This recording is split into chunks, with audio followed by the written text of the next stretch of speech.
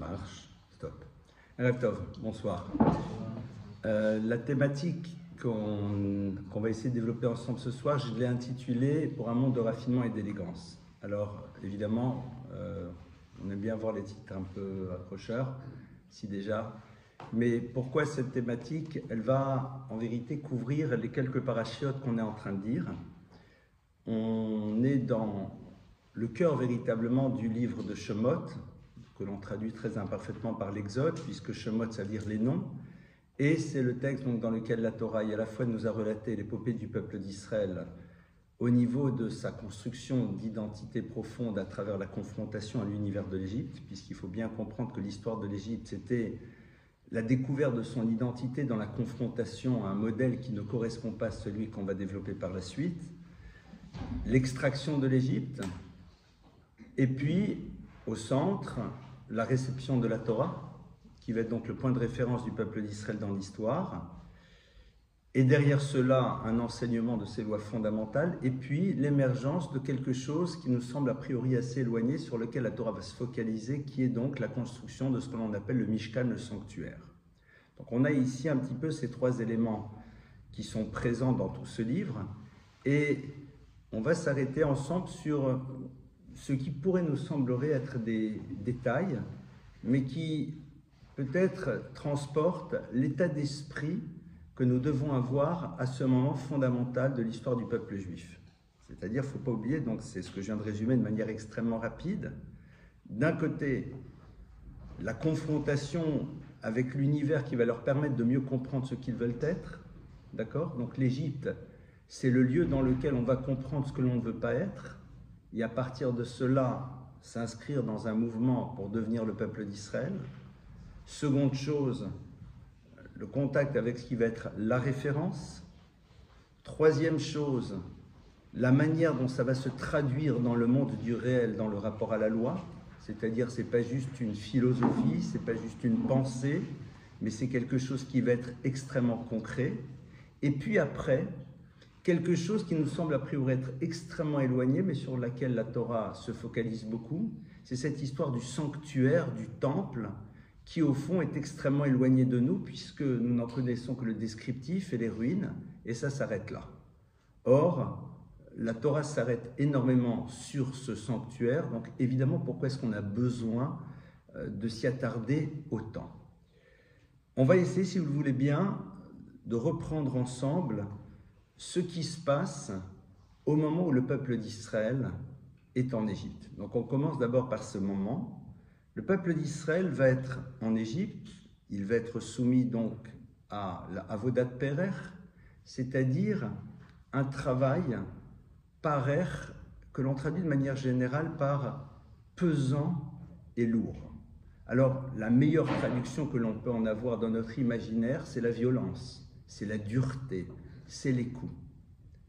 Or là, on rentre dans le monde du raffinement et de la subtilité, mais qui n'est pas du tout dans le bon sens. Du raffinement et de la subtilité dans le monde de la perversion. Avodat perer, disent nos maîtres, c'est d'abord un modèle comment j'amène l'autre à s'inscrire dans quelque chose qui va être profondément toxique pour lui sans qu'il ne s'en rende compte.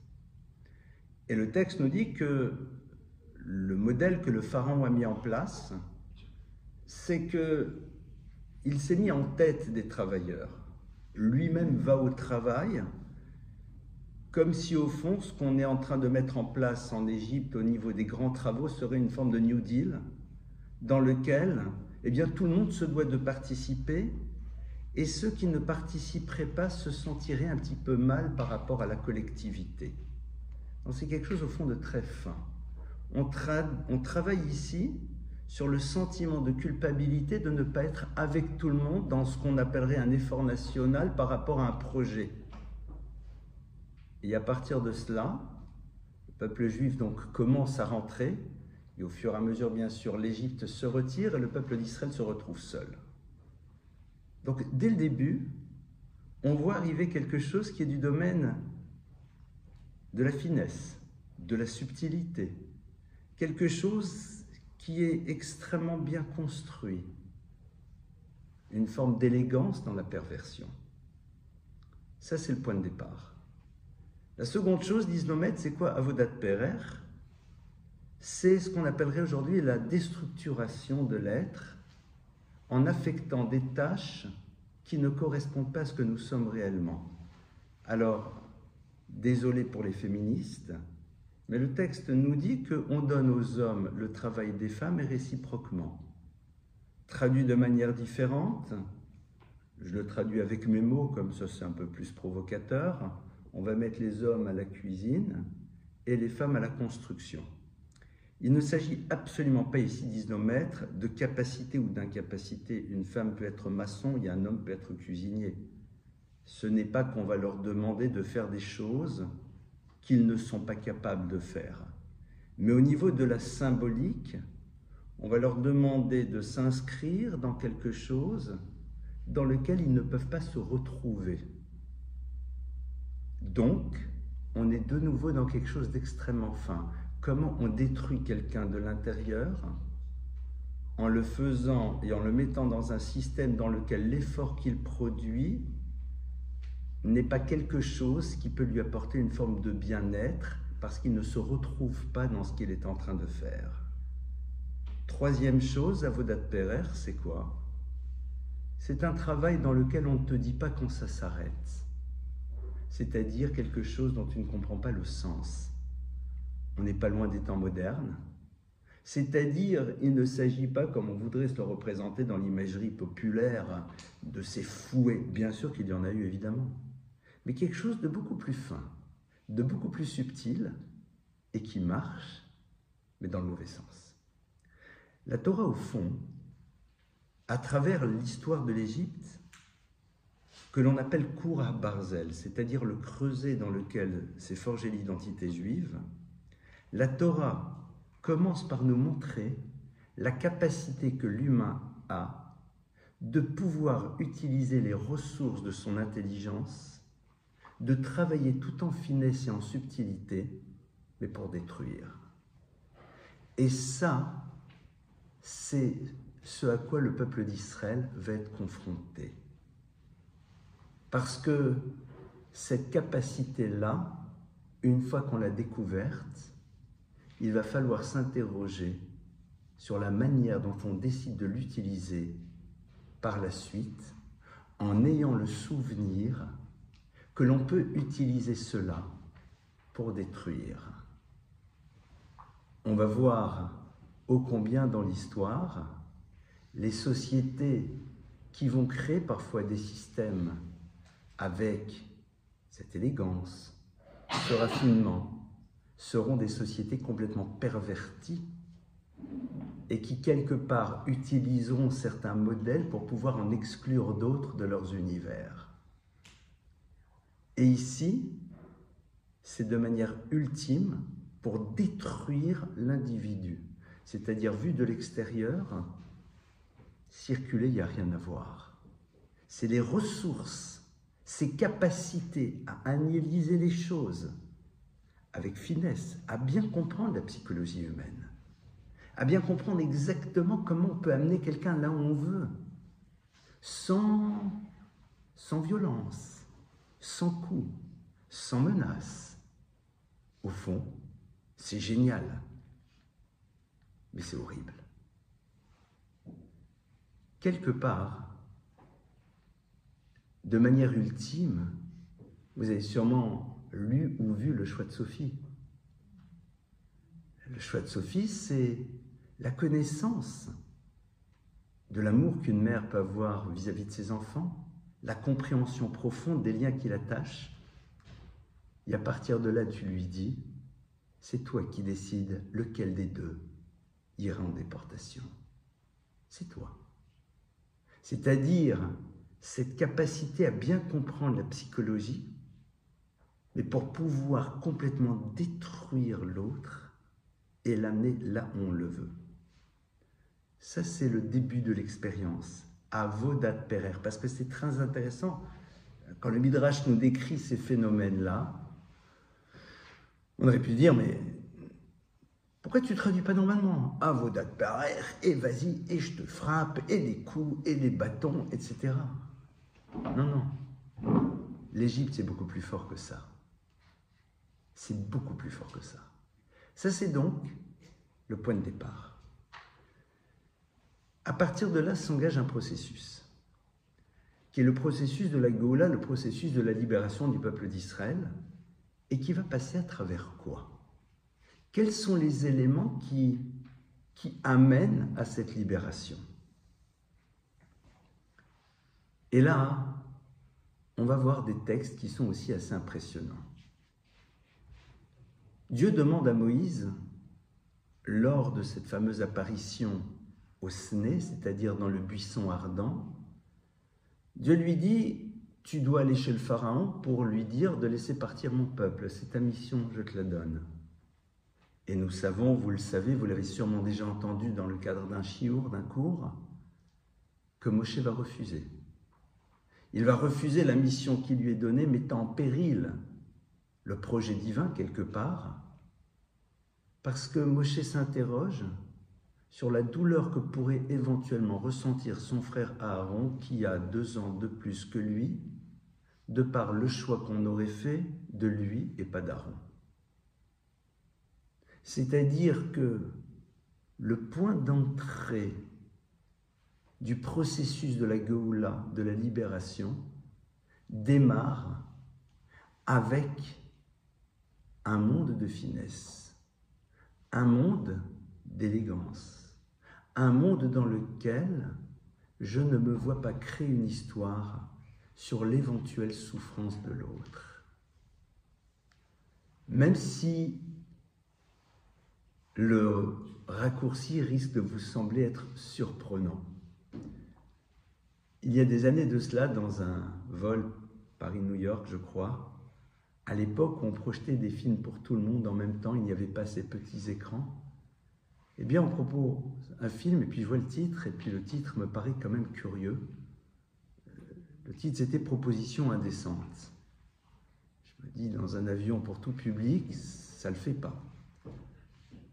Pour ceux qui connaissent le film, il n'y a pas vraiment de choses indécentes dans le film, si ce n'est une histoire un peu curieuse de quelqu'un qui considère qu'on peut tout acheter, même la femme de l'autre. C'est juste un problème de prix. Et donc l'histoire du film, c'est que dans un couple dans lequel il n'y a plus d'argent, en fin de compte, madame accepte. Et la fin du film, c'est que le monsieur, qui en plus n'a même pas consommé, se rend compte qu'elle s'attache à lui et qu'il risque de perturber le couple originel, et donc crée une situation pour qu'elle soit dégoûtée de lui. Je ne vais pas rentrer dans les détails, on s'en fiche. Alors même si l'histoire elle est moche, la fin n'est pas inintéressante. Comment je fais pour donner à l'autre les moyens de ne pas se retrouver dans une situation qui pourrait être souffrance? Le reste du film, c'est nul. Mais ce n'est pas inintéressant. Alors bien sûr, je ne vais pas faire de parallèle avec le texte de la Torah, on est dans 2 univers radicalement différents. Mais ce qui est sûr, c'est que le début du processus qui va permettre au peuple d'Israël de sortir d'Égypte, c'est une réflexion dans la finesse. Cette réflexion dans la finesse, c'est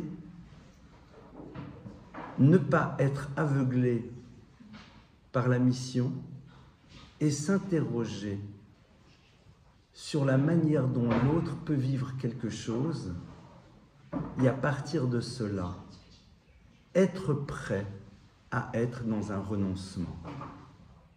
Ça veut dire que pour la Torah, la finesse, ce n'est pas une manière d'être, c'est avant tout une manière de penser une situation, d'en tirer les conséquences, même si quelque part, ça doit nous en coûter. Et c'est ce que Moshe fait. Et si c'est Moshe après qui vient et qui les délivre, c'est parce que Dieu lui a garanti que Aaron ne souffre pas. Tant qu'il n'a pas cette garantie, tant qu'il n'a pas cette certitude, pour lui, il y a impossibilité d'y aller. Donc, reprenons, le point de départ de la construction de l'identité, c'est la confrontation à la capacité qu'a l'individu, tout en finesse, avec beaucoup d'intelligence, de savoir comment détruire l'autre.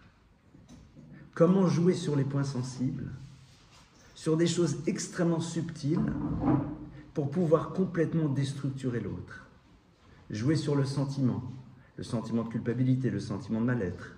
Tout le monde y va, je n'y vais pas. Et puis après, comment faire en telle sorte pour que, sans que tu t'en rendes compte, tu ne te sens mal dans ce que tu es en train de faire. Et puis après, faire en telle sorte que les choses n'aient plus de sens. Mais vu de l'extérieur, a priori, tout va bien. Le début de la Géoula, le début de la libération commence par une posture qui est justement celle de la finesse. La finesse, c'est cette capacité que l'on va avoir de penser l'autre dans une situation qui a priori nous concerne, mais nous interroger quelle incidence elle peut avoir par rapport au monde qui nous entoure. À partir de là, on continue. Là, l'Israël donc, eh bien, est là. Et puis, on a, de manière très intéressante, des dialogues qui s'organisent entre Moïse, Moshe et Aaron, son frère, et le pharaon. Le pharaon, quand même, c'est le chef de la Gestapo, quoi.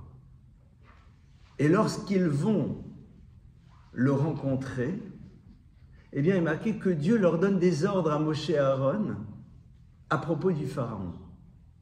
Quel ordre il leur donne? Ils sont très simples. L'achlok lo kavod, de l'honorer, de faire preuve de respect par rapport à lui. C'est-à-dire que la Torah ici, alors que nous sommes dans un conflit dans lequel on a quelqu'un qui a totalement détruit le peuple d'Israël, qui veut le détruire, et qu'on est en train de faire plier, au moment où on s'adresse à lui, Dieu dit « Rappelle-toi que cette personne-là reste un mélère. » Pourquoi? C'est pour honorer le pharaon? Non. C'est pour préserver à l'intérieur de toi la conscience de ce que représente la malchoute. Ça veut dire que la Torah nous montre que ce qui va être important, c'est de préserver à l'intérieur de soi un rapport aux choses et de rester au niveau de ce que les choses sont face à nous, dans un absolu, même si elles ne sont pas dans la réalité concrète. Tu es face à la royauté. Et face à la royauté, on se doit d'avoir un comportement plus que digne. Le roi ne se comporte pas comme il se doit, c'est son problème. Et c'est très intéressant parce que on va le voir de manière très intéressante lors des plaies. Vous savez que lorsque les plaies commencent, le texte nous dit que ce n'est pas Moshe qui va lever la main sur le Nil, ce n'est pas Moshe qui va frapper le sable pour en faire de la vermine. Pourquoi? Parce que le texte nous dit que Moshe ne peut pas. Pourquoi il ne peut pas? Pour une raison très simple. C'est parce que le Nil l'a protégé lorsqu'il était enfant, et parce qu'avec le sable, il a recouvert ce fameux Égyptien qu'il a dû tuer parce que cet Égyptien martyrisait un Juif.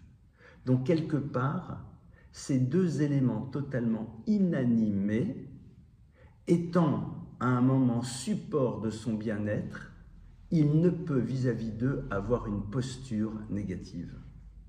Attendez, je comprends pas. L'eau du Nil n'est pas la même. Elle est passée. La mémoire de l'eau, en homéopathie, ça existe peut-être, mais ce qui est sûr et certain, c'est que Moshe a plus de 80 ans, donc ça fait 80 années qu'il était sur le Nil. Et l'eau ne s'est pas contentée juste de supporter la petite embarcation sur laquelle Moshe était. L'eau s'est contentée d'être eau. Elle n'a pas de manière active agi pour Moïse. On est d'accord? C'est pas que l'eau fait couler toutes les embarcations et qu'on a vu celle de Moshe, elle a dit « je la supporte ». Et même si c'était ça, ça ne change rien. Et donc, à partir de là, qu'est-ce que la Torah est en train de nous dire? La Torah nous dit que pour Moshe, il y a une impossibilité. La notion de raffinement, la notion d'élégance, c'est quelque chose qui crée un rapport avec tous les éléments qui ont pu m'apporter quelque chose dans la vie et dont je me rappelle et qui m'amène à avoir avec eux une posture qui me renvoie à ce souvenir. Je ne peux pas à un moment m'imaginer avoir un geste qui pourrait paraître négatif par rapport à un élément qui à un moment m'a apporté quelque chose de positif. Le Nil sera transformé en sang. Le sable sera transformé en vermine. Donc ce n'est pas pour le Nil, c'est pour moi. C'est-à-dire que la Torah est en train de nous dire comment nous construisons à l'intérieur de nous-mêmes cette dimension d'élégance et de grandeur dans le rapport au monde, à travers le fait que l'on ne peut s'imaginer à un moment pouvoir créer quelque chose de négatif par rapport à un élément qui nous a apporté quelque chose de positif. La première élégance, dans le rapport à l'autre, serait de se rappeler que le premier autre qui est notre parent nous a donné la vie. Et donc, l'expression première d'un comportement dans l'élégance devrait s'exprimer par rapport à eux. C'est la base de tout. Pourquoi? Comment peux-tu imaginer un moment avoir une parole, avoir une posture qui semblerait te faire oublier que l'autre a été à l'origine de ce que tu es? Et ça, vous voyez, c'est pas simple. Parce que de manière générale, ce modèle de fonctionnement, on l'a avant tout dans le rapport à ceux qui sont généralement un peu plus loin, et non pas à ceux qui justement ont été à l'image de cette eau du Nil, de ceux qui nous ont apporté quelque chose.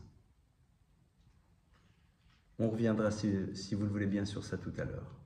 On continue et on avance. Le peuple d'Israël, donc, va sortir d'Égypte. Il va sortir d'Égypte et la Torah nous dit que lorsqu'ils sortent d'Égypte, on nous donne un détail. Détail dont on ne comprend pas tellement l'intérêt, où le Chol Bené Yisraël lo yecheratz kelev le shono.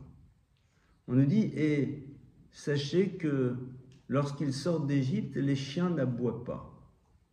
Que les chiens aboient, la caravane rapace. Ça change.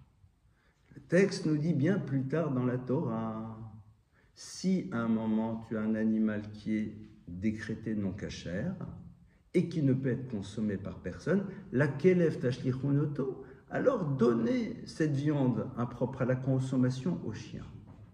Pourquoi la Torah a besoin de te le dire? T'en fais ce que tu veux. La Torah te dit non. Parce que rappelle-toi qu'à la sortie d'Égypte, les chiens n'ont pas aboyé, et donc tu te dois d'avoir de la reconnaissance par rapport à la race canine, d'où sont issus ou non ces chiens, parce que peut-être chez toi c'est un Yorkshire, alors que là c'était un Doberman, mais ce n'est pas le sujet. Et donc, tu leur donnes en priorité à eux la chose. C'est-à-dire qu'au moment où on sort d'Égypte, la Torah, elle te dit, dans le tumulte de la sortie, dans la dimension incroyable de ce qui est en train de se passer, c'est colossal ce qui est en train de se passer, c'est la sortie d'Égypte. Alors il y a un détail, c'est que les chiens n'aboient pas. Bon, ok, super. De toute façon, ça ne va pas changer grand-chose. Les Égyptiens nous disent, mais partez, partez, on vous en supplie. Non, mais tu es d'accord que le fait qu'ils n'aboient pas, c'est un plus. Parce que c'est pas très agréable de voir des dogs en train de t'aboyer dessus quand tu es en train de partir. La Torah te dit, ce point de détail-là, tu dois l'avoir remarqué et ça doit avoir une conséquence tout au long de l'histoire et de ce que tu vas transmettre. Ça veut dire que la Torah nous dit, au moment où tu sors d'Égypte, eh bien tu dois être capable d'observer, de repérer les moindres petites choses dont tu as été bénéficiaire et d'être capable par la suite d'exprimer ta reconnaissance à travers ce geste de « eh bien c'est toi qui auras la priorité ».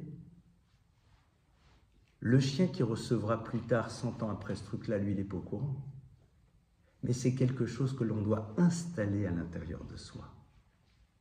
C'est-à-dire que la Torah attend de l'individu qu'il construise à l'intérieur de lui ce modèle de fonctionnement. D'être capable, même dans un moment de sortie d'Égypte, c'est-à-dire dans des moments dans lesquels, a priori, je ne vais pas observer le détail et encore moins voir en quoi il m'a été agréable, être capable de le voir. L'univers de la finesse et du raffinement, c'est être capable justement d'observer les univers dans lesquels on se trouve et de voir tout ce qu'ils nous apportent. Parce que c'est comme cela que dans un second temps, tu sauras observer les univers dans lesquels tu te trouves et t'interroger sur ce que tu dois leur apporter et comment le faire. Te rappeler qu'au fond, en sortant d'Égypte, le chien qui n'aboie pas, qu'on le veuille ou pas, c'est pas désagréable, c'est pas grand-chose. Mais la Torah te dit c'est énorme. Ça veut dire qu'au fond, eh bien le petit détail, la manière d'être intelligente, subtile, vis-à-vis du tiers, pour la Torah, ça a une valeur. En 2 mots, ne relativise pas ce que tu crois être des détails, parce qu'ils sont l'expression de l'importance que tu donnes à l'autre. Et ça, c'est ce que la Torah, entre autres, nous dit au moment où on est en train de sortir d'Égypte. On sort, on s'en va, il y aurait encore énormément de choses à voir, on pourrait rester beaucoup plus longtemps ensemble, mais on va sauter maintenant et on va aller vers les autres points. Après on arrive, et donc c'est l'ouverture de la mer, c'est la sortie, etc., etc., super le chant. Il y a beaucoup de choses encore dans le même état d'esprit, mais on arrive au Sinaï. On arrive au Sinaï, il y a au moment de la révélation. Et au moment où on nous fait la révélation, alors c'est un moment fondamental, le peuple d'Israël est là, il reçoit la Torah. Super, tout le monde est là, tout le monde est ensemble, Keishechad Belev Echad. Et lorsque la révélation se termine, alors il y a encore des choses que Dieu va nous dire. Alors vous imaginez bien, on nous a révélé la Torah, on nous a donné ses fondamentaux, les 10 paroles, c'est énorme. C'est quoi le happy end? Et là, brusquement, on tombe de haut. On tombe de haut parce que le texte de la Torah nous parle de 3 choses. Il nous dit tout d'abord que Lota soniti Elohe Kesev Elohe Zav. Dieu dit, au fait, ne faites pas des divinités d'argent et d'or. On vient de nous dire, je suis l'Éternel ton Dieu, tu ne feras pas de divinité. Qu'est-ce que tu me répètes cette histoire? Bon. Seconde chose, si vous me faites un autel en pierre pour amener des offrandes, n'utilisez pas des instruments faits en fer, car avec ces instruments-là, on fait des épées qui elles-mêmes peuvent nous renvoyer à la dimension de la guerre et du meurtre et de tout ce qui va autour. Bon. Troisième chose,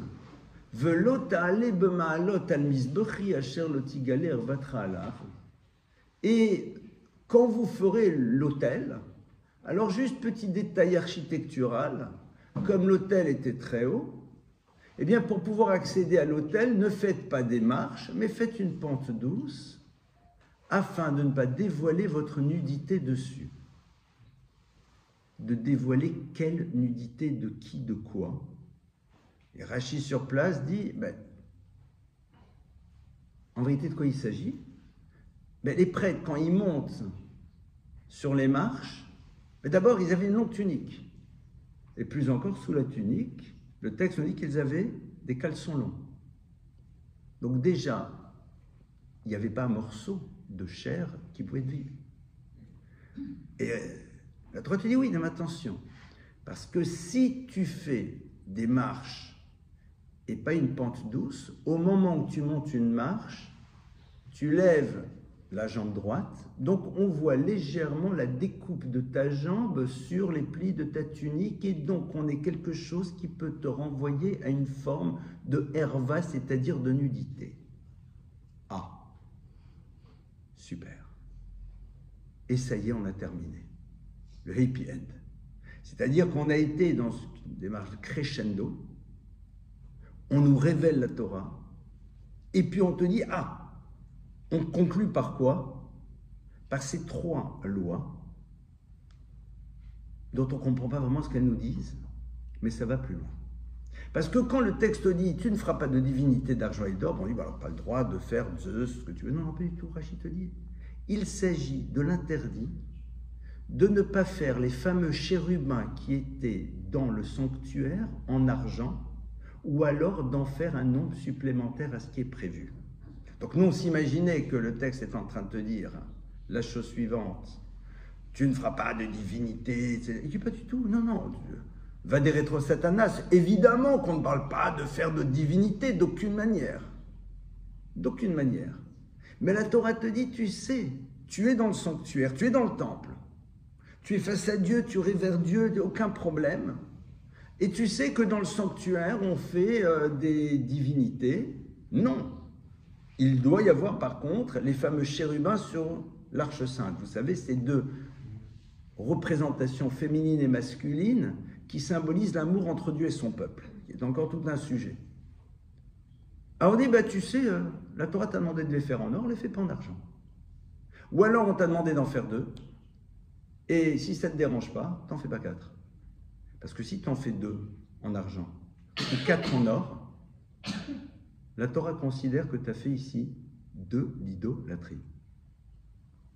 Pardon, monsieur le rabbin.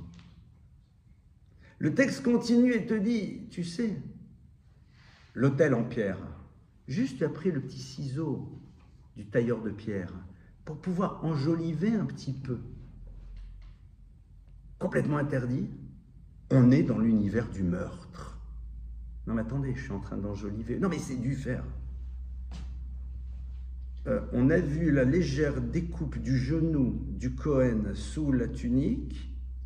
Va des rétro Satanas, nous sommes dans le monde des harayot, c'est-à-dire des interdits qui ont trait au monde de l'intime.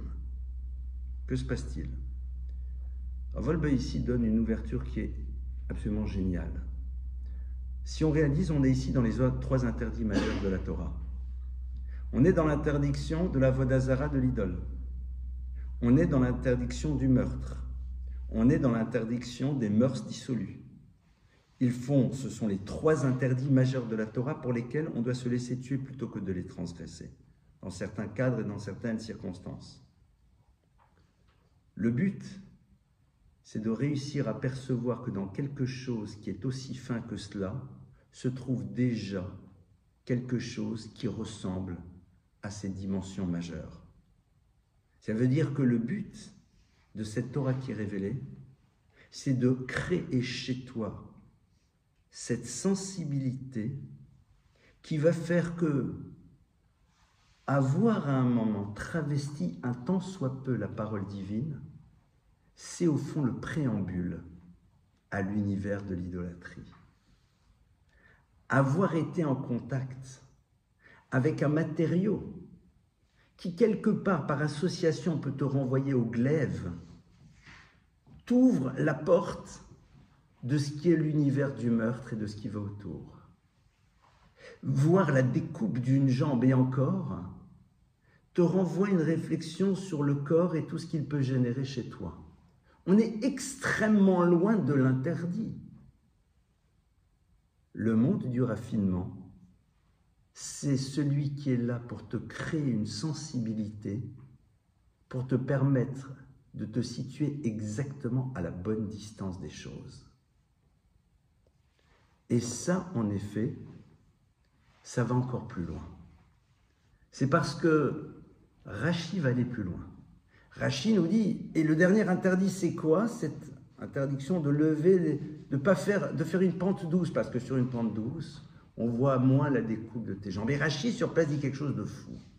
Rachi dit, Uma vanim, et si déjà des pierres, qui n'ont aucune sensibilité, et qui ne peuvent ressentir d'aucune manière un quelconque mépris vis-à-vis d'elles. Donc non seulement la pierre ne ressent rien, et quelque part, elle ne peut pas se sentir méprisée. Ha-Torah Amra, la Torah te dit, oh il, puisque cette pierre à un moment est le support de ton mouvement, tu ne peux pas toi avoir un comportement méprisant, parce que la pierre, imaginons qu'elle puisse ressentir, pourrait éventuellement mal vivre le fait que tu lui offres la découpe de ta jambe, alors qu'en vérité, tu aurais pu peut-être plus respecter ce qu'elle est en essayant d'être le plus subtil dans ta manière de marcher. Ton ami, qui est à l'image du Créateur, ou makpid al-biziono, et qui lui-même est sensible à sa honte, à l'achat kama vekama, ô combien tu dois être vigilant. Ça veut dire que le dernier enseignement que la Torah nous donne après la révélation, il est là pour nous ouvrir au monde du raffinement et de l'élégance dans la manière dont on doit penser la relation au monde qui est autour de nous.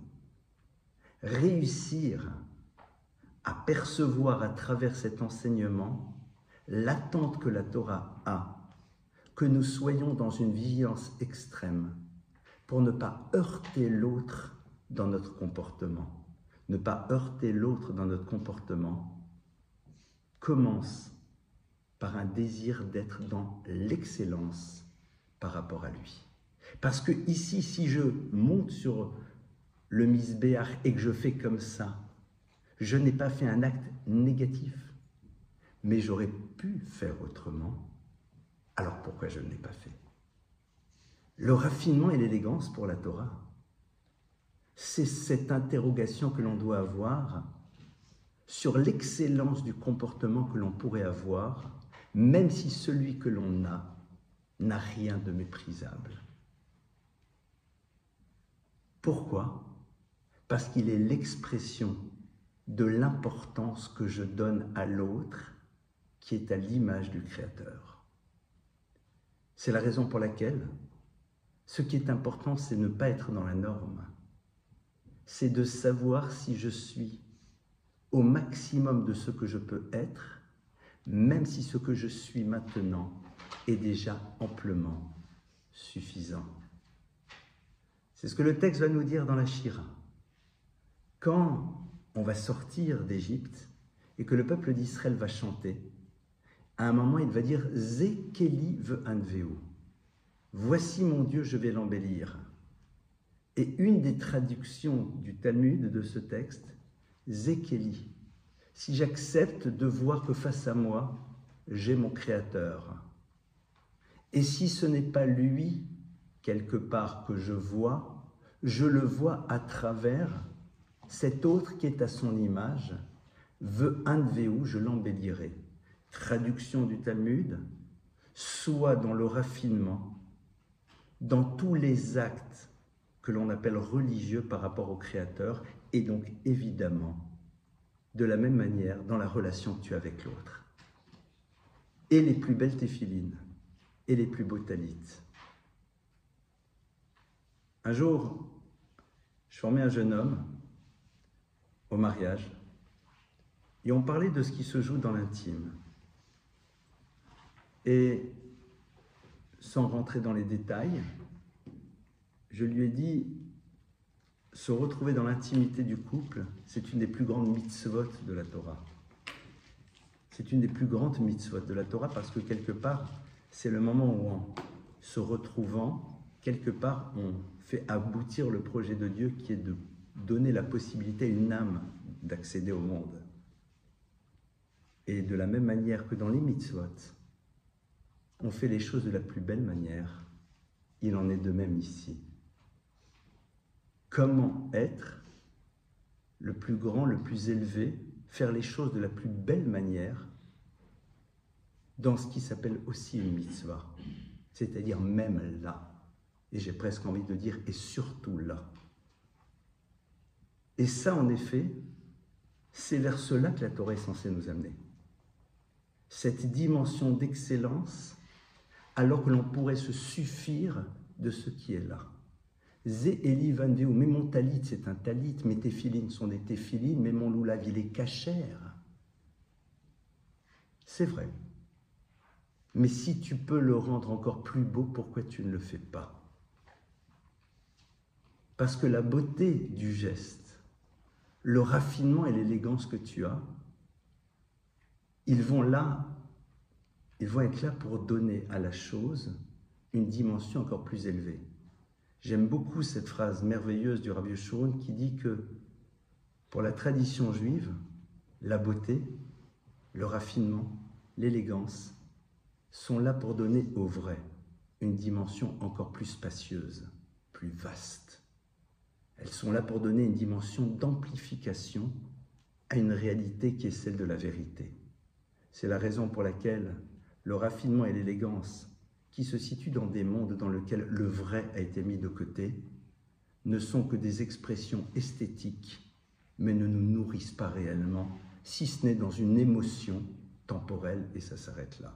Ce ne sont pas des choses qui se transportent. Ce sera encore un autre sujet. Ça, c'est ce qui va se passer. Et donc, le texte va encore aller plus loin. On est donc avec ce couronnement et on va avoir après un autre texte qui est le texte qui nous parle après du monde des relations avec tout ce que ça peut générer.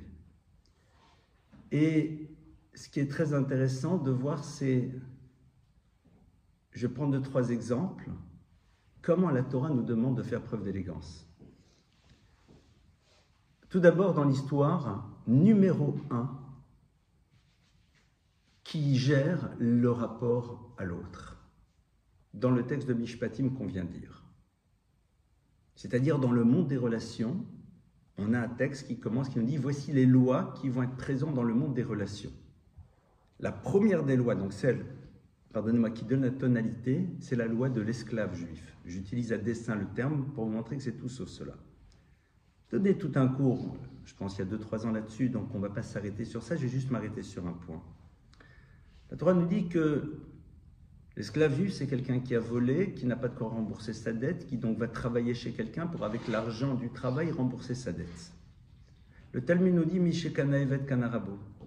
Celui qui a acheté un esclave, c'est s'acheter son propre maître. Celui qui travaille chez toi, c'est un voleur. Et le texte nous dit que si tu n'as pas le comportement vis-à-vis de lui que tu aurais eu vis-à-vis d'un invité, tu as transgressé un interdit. Pourquoi? Parce que faire preuve de raffinement et d'élégance, c'est comme on l'a vu, penser la sensibilité de l'autre. C'est pas juste regarder les manuels de bonne manière, ça c'est la rigolade, les Allemands les connaissaient aussi pendant la Shoah. Les manuels de savoir-vivre. C'est penser l'autre, non pas penser à l'autre, mais c'est penser l'autre. Qu'est-ce que le texte nous dit? Le texte nous dit que tu dois te comporter vis-à-vis de lui comme si tu te comportais vis-à-vis de quelqu'un qui est ton invité. Pourquoi? Parce que qu'on le veuille ou pas, cet autre, à travers sa réalité quotidienne, est confronté à son erreur. Est-ce que tu crois que c'est agréable pour quelqu'un tous les jours de se rappeler de l'erreur qui est la sienne, à travers la situation qu'il vit? Non. Donc si tu essayes d'imaginer ce qu'il peut ressentir, comment toi tu peux agir pour atténuer, voire faire même disparaître cela, c'est pas obligatoire. C'est ça l'élégance. C'est lorsque l'on sort de l'univers dans lequel on peut t'obliger pour comprendre ce que la conscience que tu as d'être t'oblige. Parce que c'est la conscience de ce que l'on est qui nous oblige à être de cette manière. Et donc évidemment, ça t'amène à avoir vis-à-vis de lui un comportement qui est là pour lui dire « Nous avons envie de te voir comme étant quelqu'un qui a à un moment fait une erreur, mais que nous regardons autrement. » il est payé au début pour pouvoir rembourser immédiatement la dette. Donc on va dire c'est 100 000. Il a reçu les 100 000, ça y est, il a payé sa dette et maintenant il travaille. Le texte de la Torah nous dit qu'au bout de 6 ans, quand il s'en va, il faut lui faire des cadeaux. Pourquoi il faut lui faire des cadeaux? Il était payé, monsieur. Parce que la Torah te dit, tu sais, même si tu sais que tu étais payé, mais tu étais payé à 6 ans, te lever, partir de ton travail et réaliser que tu reçois rien, même si tu sais que tu as reçu, ça risque de te faire quelque chose. Ça veut dire que la Torah est en train de dire ça, c'est un comportement obligatoire. C'est-à-dire, on te demande de comprendre que c'est comme ça qu'il faut vivre. C'est pas en option. C'est-à-dire, comment tu peux imaginer à un moment dire au revoir à quelqu'un qui a travaillé pour toi pendant 6 ans et ne pas lui offrir quelque chose sur la base qu'il a été payé il y a 6 ans? Si tu arrives à le faire, c'est que tu as un problème. Si tu arrives à le faire, c'est que tu as un problème. Alors, pour t'aider justement à être ce que tu dois être, la Torah te dit, sache que tu seras obligé.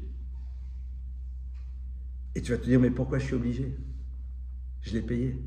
Si tu es obligé, c'est qu'en vérité, c'est quelque chose qui lui est nécessaire en tant qu'individu, même si au niveau de la loi pure, tu pourrais dire, ben, c'est tant l'année, point, ça a été fait. Et le texte continue et va nous ouvrir encore sur autre chose. Le texte va nous dire, Im kesef talve et ami.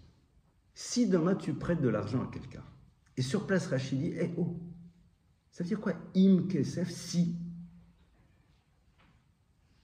C'est pas si. C'est quand tu prêteras. Et Rachid nous dit qu'il y a 3 lieux dans lesquels il y a marqué si, mais ça ne veut pas dire si, ça veut dire quand. C'est tout d'abord dans la fameuse histoire, quand tu feras, si tu fais un autel en pierre, c'est intéressant, et si tu amènes une offrande d'orge. On va y revenir dans quelques instants. Et le texte nous dit, chaque fois il y a marqué, si un jour tu le fais, alors voilà ce qu'il faudra faire. Et Rachid dit, dans tous les endroits où il y a marqué si, c'est un monde des possibles, sauf là. Question. Si tu considères que quand il y a marqué si, ça ne veut pas dire si, mais quand, alors pourquoi tu ne me mets pas quand? Mets-moi tout de suite, cache, cher quand. On va essayer de revenir dans quelques instants. Rachid te dit, si, ça veut pas dire si, c'est quand. Ok. Traduction. Comment peux-tu imaginer, si tu as la possibilité d'aider l'autre, de ne pas le faire?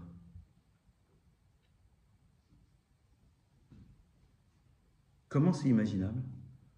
C'est inimaginable. Si tu peux, alors évidemment que oui. À prêter, évidemment. Si tu n'as pas de garant, tu n'es pas obligé de perdre ton argent. L'autre doit te donner des garants, c'est sûr. S'il n'y a pas de garant, c'est un autre problème. Tu peux lui faire un don. Mais ici, la Torah nous dit que l'idée que ça ne soit pas possible ne doit pas t'effleurer. Ça veut dire que ta relation au monde, elle doit t'amener à fonctionner de telle manière à ce que si à un moment tu peux faire les choses, tu ne peux pas imaginer de ne pas les faire. Ce passage, c'est très intéressant, parce que si vous ramenez ça au monde du religieux, c'est très bouleversant. La Torah ne te le dit pas pour le monde du religieux, c'est intéressant. Parce que si elle nous le disait, on est mal. Mais si tu peux faire Shabbat, pourquoi tu ne fais pas? Mais si tu peux manger kasher, pourquoi tu ne manges pas? Mais tu peux manger kasher, pourquoi tu ne manges pas? Tu peux faire Shabbat, pourquoi tu ne fais pas? Tu peux mettre les téfilines, pourquoi tu ne les mets pas? Essayez-moi de me montrer beaucoup de personnes qui ne peuvent pas. C'est-à-dire que ce n'est pas possible. Elles peuvent me prouver par A plus B que ce n'est pas possible. Je ne peux pas mettre les téfilines, ce n'est pas possible. Je ne peux pas manger kasher. J'habite au fin fond de l'Arctique, il n'y a que du phoque.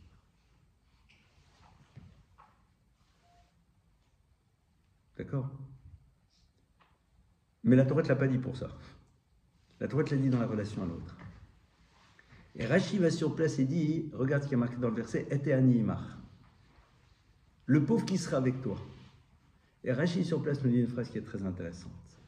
Rashi dit, « Heve mistakel al atzmecha ki itu ata'ani » observe-toi et essaye de t'imaginer que tu es dans la posture de celui qui a besoin de toi. Qu'est-ce que la Torah est en train de nous dire ici? La Torah est en train de nous dire qu'il va falloir de nouveau que tu fasses preuve d'imagination pour essayer de ressentir ce que l'autre vit, pour pouvoir à ce moment-là agir vis-à-vis de lui comme il se doit. Le monde de l'élégance, il commence quand j'arrive à ressentir ce que l'autre vit. Dans le monde des relations, sans rentrer dans le pauvre et le riche, dans le monde des relations, qu'est-ce qui fait que quelqu'un agit avec élégance? À quel moment vous avez ressenti qu'il y a eu du raffinement? C'est quand la personne a parfaitement capté ce qu'elle devait être, ce qu'elle ne devait pas être.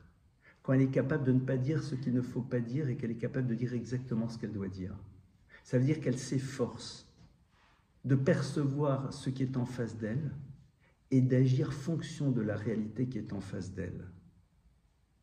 Et de ne pas se mettre, elle, comme référence, en train de se dire « mais pour moi, ce n'est pas un problème, donc pour l'autre, ça ne doit pas l'être ». C'est ça, en vérité, ce que l'on attend de nous. Et ce qui est très intéressant de voir, c'est que dans tout ce processus de la construction de l'identité juive, c'est un petit peu ce qui est mis en place. Alors, je reviens sur les fameux hymnes. Vous constaterez de manière très intéressante que le hymne ici est par rapport à l'argent. Or, les maîtres nous disent que l'argent représente l'idole. Pourquoi? Parce que les maîtres du Talmud ont prié pour que le désir de l'idolâtrie disparaisse. Et les maîtres de la tradition mystique nous disent que le jour où le désir de l'idolâtrie disparaît, alors ce désir va sur quoi? Sur l'argent. L'argent qui devient une idole. Si tu construis ton fameux hôtel avec du fer, c'est pas possible. Là-bas, c'est quoi? On a vu, c'est l'univers du fer, du meurtre. Et l'orge, nos maîtres nous disent que l'orge, c'est la nourriture de l'animal. Et l'animal, c'est l'animal qui est en nous, qui laisse ses désirs et ses pulsions gouverner son existence et oublie que c'est le cavalier qui dirige le cheval et pas le cheval qui dirige le cavalier. Ça représente le monde de la pulsion, le monde donc de l'interdit dans le domaine des mœurs. Intéressant de voir que, à nouveau, dans le monde de l'idolâtrie, dans le monde des mœurs des mœurs dissolues, dans le monde du meurtre, la Torah te dit tu dois arriver à ce que l'idée de la possibilité n'existe plus. Le hymne, le si, ne veut même pas dire si, ça veut dire quand. C'est-à-dire que pour moi, en tant qu'individu, je dois être capable de construire ma vie pour qu'il y ait des choses qui soient d'une telle évidence qu'elles ne peuvent pas exister. Mais de quoi il s'agit? De 3 choses. L'idole, c'est lorsque je fais d'un moyen un but. C'est-à-dire, lorsque je me vois comme étant ma propre finalité et non pas comme le vecteur d'un projet. On ne peut pas parler de grandeur, d'élégance, lorsque quelqu'un pense qu'il est sa propre finalité parce qu'il se met au centre de sa vie et quelque part les autres ne sont là que pour servir sa propre histoire. Ça, c'est l'idole. Le meurtre, c'est le déni de l'autre. Mais quand l'autre, je ne veux pas le regarder, quand l'autre, je dis à son sujet un mot pas gentil, quand je me moque de lui, quelque part, je le dénie, sa sensibilité, son ressenti. Le monde des harayot, le monde des désirs, c'est le monde dans lequel, eh bien, tout simplement, je suis dans le déni de la partie la plus importante de moi-même, puisque c'est mon corps qui dirige mon existence. C'est l'antithèse même de ce monde de l'élégance. Et la Torah nous dit qu'au fond, il faut réussir à faire en telle sorte que le hymne n'existe plus. C'est-à-dire, je ne peux pas m'imaginer avoir un fonctionnement autre que celui que la Torah me demande d'avoir dans le monde de la relation à Dieu et surtout dans le monde de la relation à l'autre. C'est quelque chose qui doit rentrer dans le domaine de l'impossible. C'est ça que l'on construit. C'est-à-dire que le raffinement et l'élégance sont le fruit de l'impossibilité d'être autre chose que ce que l'on doit être en tant qu'être humain. On ne peut pas imaginer fonctionner autrement. Et ça, évidemment, c'est tout ce que le clan Israël va devoir installer au niveau collectif et au niveau individuel. Avec au centre ce petit Rashi qui nous dit « Heve mistakel », essaye juste d'imaginer que toi tu es l'autre. Cette capacité d'imaginer que toi tu es l'autre et qui va peut-être t'amener à cela. Et à ce moment-là, on rentre dans le monde du Mishkan. À ce moment-là, on rentre dans le monde du sanctuaire. C'est-à-dire, à ce moment-là, on rentre dans un monde dans lequel, en effet, la notion de sainteté est présente. Parce que la sainteté, ce n'est pas la rupture avec le monde. C'est une vie dans laquelle on perçoit en permanence, chez celui qui est en face de nous, la dimension divine qui est présente chez lui et qui nous amène à agir en fonction de cette conscience-là. C'est se rappeler qu'elle habite aussi ce que nous sommes. Voilà donc quelques pistes de réflexion sur cette thématique. Je vous remercie pour votre écoute et on passe à vos questions. À vous les questions.